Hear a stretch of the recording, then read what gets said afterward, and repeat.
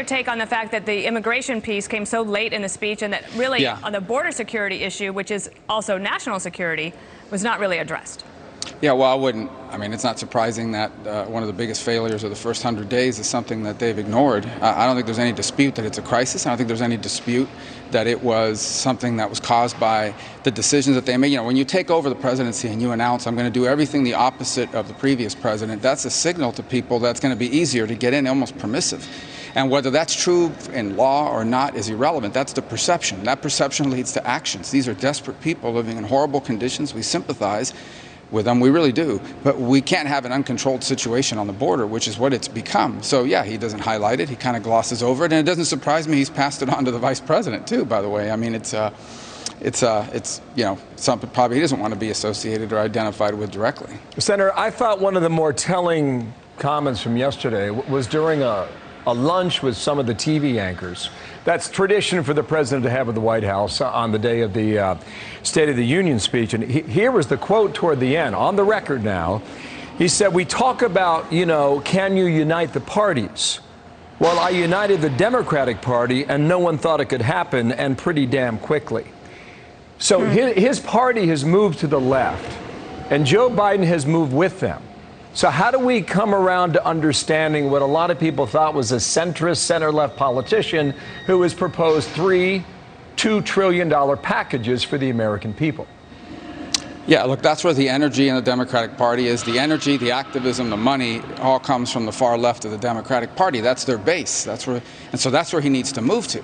Now, maybe he's not a natural in that spot, but it's irrelevant. He's become a vessel for them to do things, and that's why you see his policies move in that direction. He's also, by the way, populated his administration with people that come from the far left. So irrespective about what his personal feelings or his history in politics may be, it's his actions that matter now. And look, a lot of the things he talked about yesterday are things that I think most Americans agree with. I personally believe we need to have more pro-family policies. It's the most important unit in the entire society.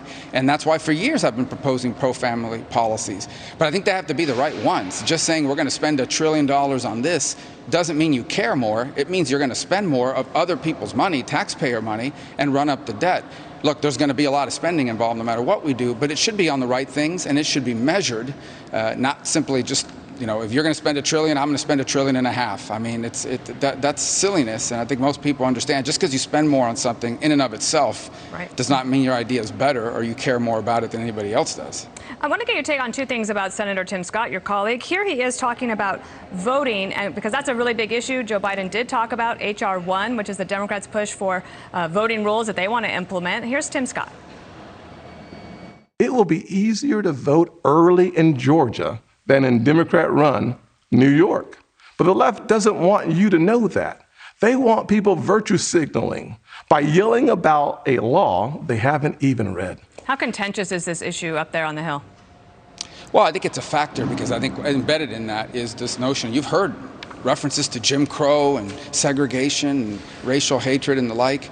And that, you know, obviously that's why people care about it. One of the worst things you can call anybody today, and rightfully so, is the label of racist. And yet that's what's implied in all of these voting law changes. The bottom line is that I think the vast majority of Americans have no problem with showing an identification before they vote. They do it all the time to board an airplane. They do it to check into a hotel room.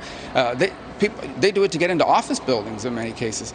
And you know, where I live, you can't even go to the garbage dump without showing ID to prove you live in that community and pay taxes there. So people are done that. This is one example of the kinds of things that people look at and say, what's the big deal? But they make it all sound like it's somehow designed to repress votes. One last question. Senator Tim Scott, also last night, as I think we've talked about on the show so far, on Twitter, while he was doing his speech, someone used a racial slur on Twitter, went everywhere, calling him Uncle Tim. Twitter did not suppress that. They have now actually, this morning, the topic has disappeared from the trending sites in line with their policies, but it took 11 hours to get that done.